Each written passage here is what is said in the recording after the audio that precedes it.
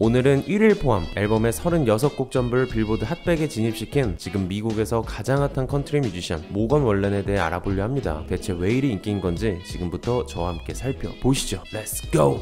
모건은 태생이 바나나예요. 기울이 센 집안에서 컸는데 그 억압적인 게 싫어 뭐든 반대로 했답니다. 이런 모건의 어릴 적 취미는 음악이었어요. 일찍이 무대에 설 만큼 보컬에 재능이 있었고 음악을 듣는 것도 좋아해 락과 힙합에 푹 빠져 살았다 합니다. 근데 딱히 가수가 될 생각은 없었대요. 왜냐면 모건은 MLB 진출이 꿈인 야구부 에이스였거든요. 하지만 안타깝게도 팔이 다치며 그 꿈은 산산조각이 납니다. 그래서 이후엔 닥치는 대로 일만 해요. 그렇게 먹고 사는 일에 집중하다가 나중에 돼서야 음악이란 새로운 꿈을 꾸게 됩니다. 가수가 되고자 정말 열심히 노력했다는데 문제는 이후 방도를 모르겠대요. 데뷔를 하고픈데 어떻게 해야 음악계와 연이 닿는지를 모르겠답니다. 그때 어머니가 등장해 아들을 오디션 프로그램에 등록하죠. I'm just a normal small town kid and I really don't have a clue how to get into music other than this. The dawn is breaking.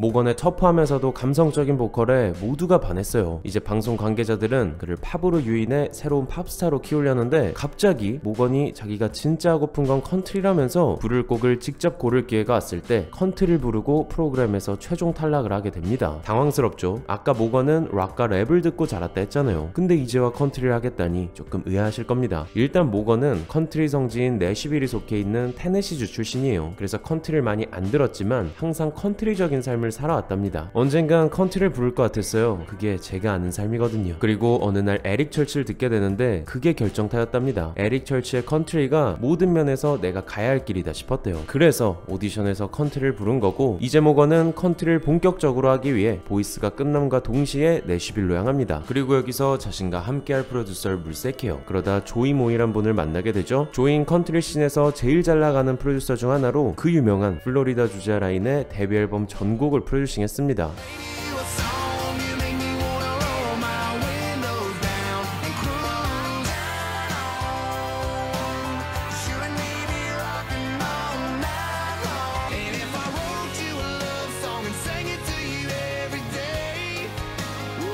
사실 조인 보이스를 보지 않아 모건이 누군지 몰랐대요. 하지만 만나서 얘기해보니 모건은 모건 자신이라 끌렸답니다. 사람들은 이제 아이돌에 관심 없다고 조금 어설퍼도 진정성 있는 사람을 원할 거라며 모건과 함께하기로 결심해요. 근데 모건 성격이 진짜 그런가 봐요. 그와 함께한 이들 인터뷰를 보면 죄다 하나같이 이렇게 말합니다. 모건은 진짜예요. 다른 사람이 되려 하지 않습니다. 모건은 굉장히 날 것의 인간이에요. 평상시의 모습과 아티스트의 모습이 똑같죠. 그렇게 모건은 이제 조이와 함께 데뷔 앨범을 만드는데요.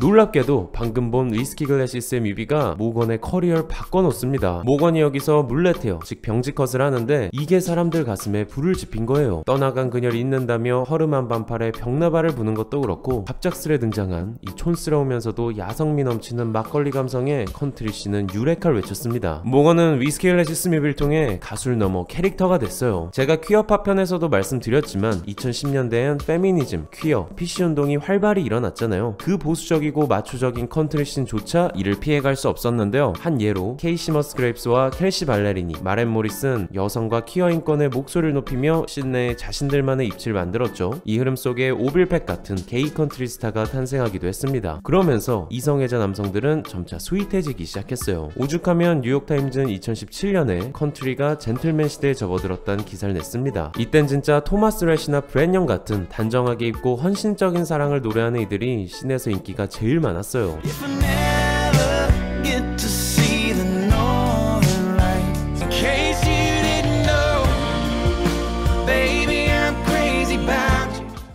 이 시기 정말 좋은 컨트리 러브송들이 쏟아졌는데 한편으론 씬이 너무 이쪽으로 가니 사람들 불만도 늘었습니다. 그래서 모건의 등장이 신선한 거예요. 모건은 수인남이 아닌 떠나간 여자의 술로 속을 달래는 보통의 백인 남자였거든요. 쉽게 말해 모건은 컨트리를 젠틀과 댄디의 시대에서 픽업 트럭과 청바지의 시대로 되돌렸습니다. 미국에 오랫동안 잊혀졌던 레드넥 감성을 다시 일깨워줬어요. 그리워했다 난폭해졌다 거의 매번 취해 있습니다. 모건은 컨트리 전통주의자예요. 심지어 데뷔 앨범엔 레드넥 러브송이란 곡도 있죠. 여기서 모건은 스스로를 트랙 덜머는 농부로 소개하며 사랑하는 이에게 노 밖으로 고백하는데 그 특유의 단순 무식한 느낌이 참 매력적입니다. 자, 그럼 여기서 잠깐 레드넥 얘기를 해볼게요. 레드넥은 주로 농사를 짓는 하층민 백인을 일컫는다 하죠. 땡볕 아래 일에 목이 항상 벌게서 레드넥이라 한답니다. 이들은 교육을 받지 못해 문화적으로 뒤떨어지며 보통 가난하고 정치적으론 강경 우파래요. 또 LA나 뉴욕 같은 해안가 쪽이 아닌 외부와 접촉이 적은 미 내륙에 많다고 합니다. 아무튼 레드넥은 사실상 우파 백인을 비꼬는 용어로 쓰인다는데 모건은 스스로 레드넥이라는 걸 두려워하지 않았어요. 그는 헐리우드의 화려함이나 각종 진보적 가치들보단 남부 내륙의 삶과 소도시의 정서를 노래했습니다. 그렇게 컨트리 뉴페이스로서 한창 잘 나갈 때 영상 하나가 유출돼요.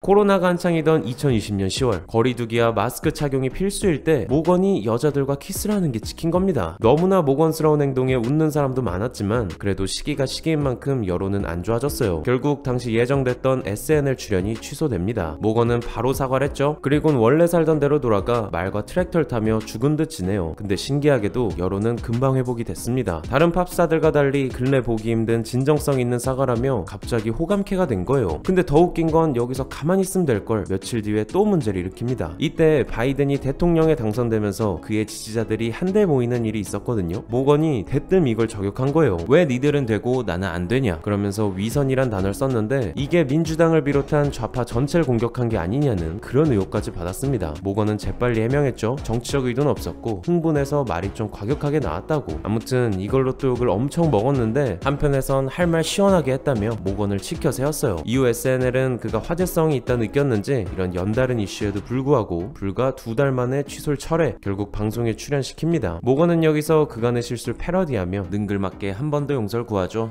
Morgan. Hi, Travel. That's right. You see, I am you from the future, and I came back here to stop you from partying tonight. Why? Well, trust me, somebody's gonna post a video of you ignoring COVID protocols. The whole internet's gonna freak out. It's hard to focus on the future. There we go. When the present's full of girls. If all you do is kiss all day, then you'll miss out on the world.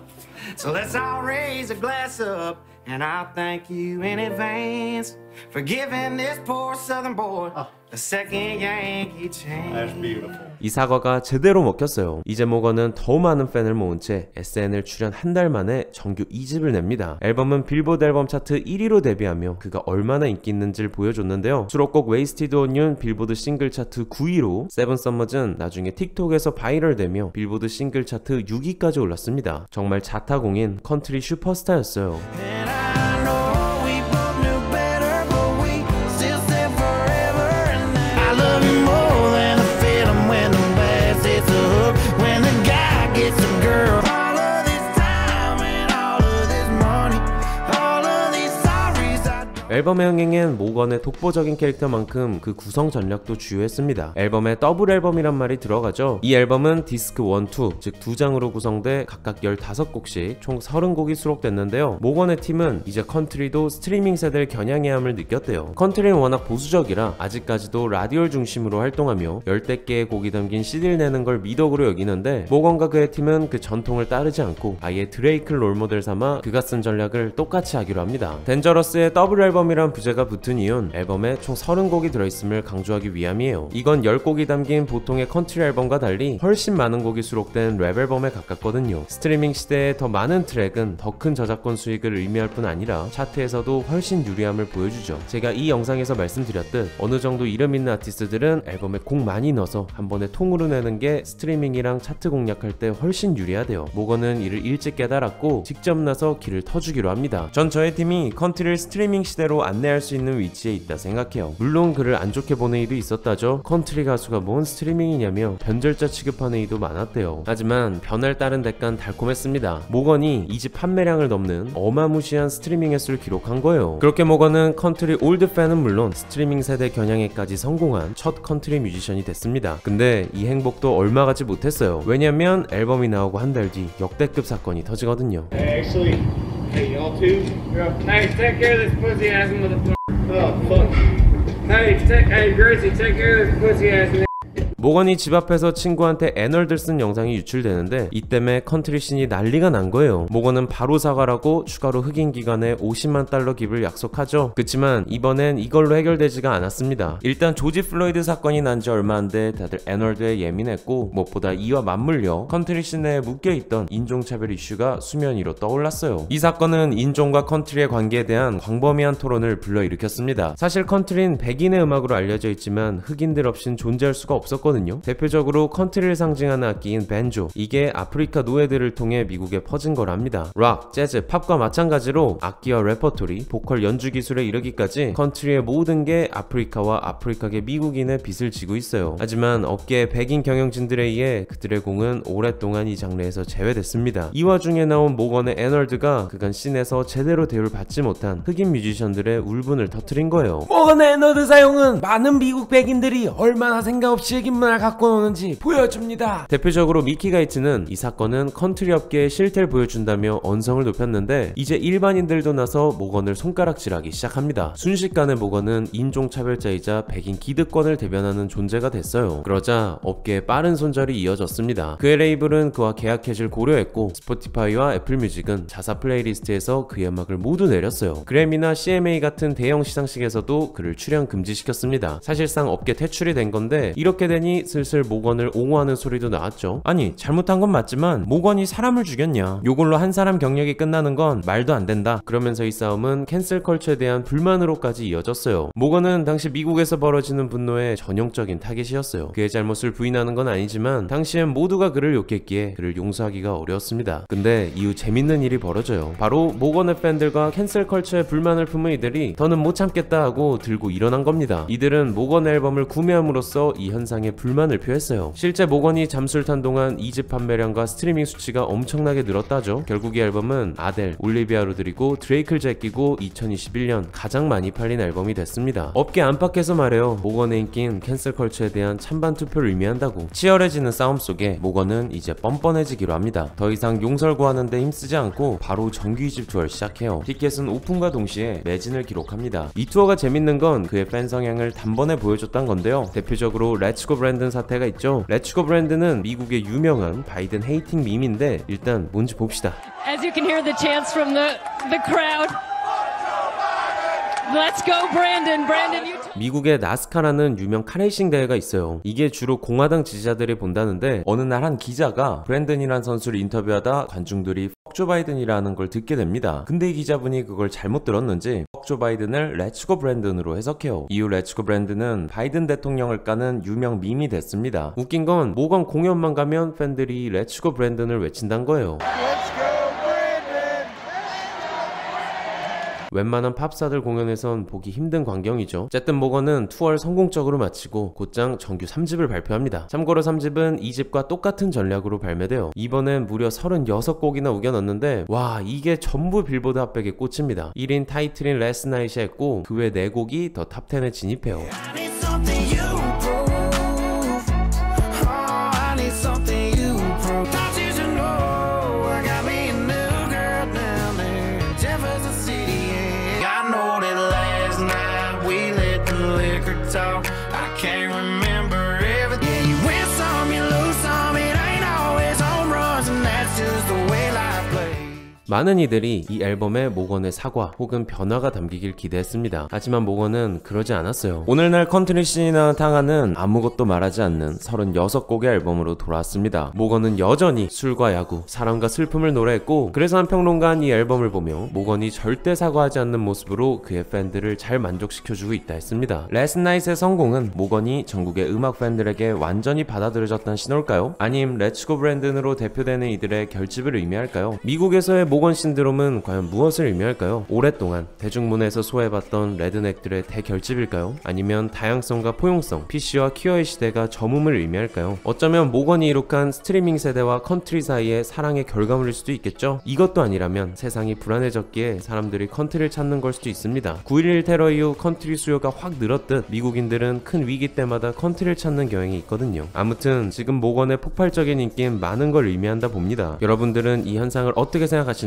댓글로 많이 달아주세요. 그럼 오늘 영상 여기서 마치겠습니다. 오늘도 시청해주셔서 진심으로 감사드립니다.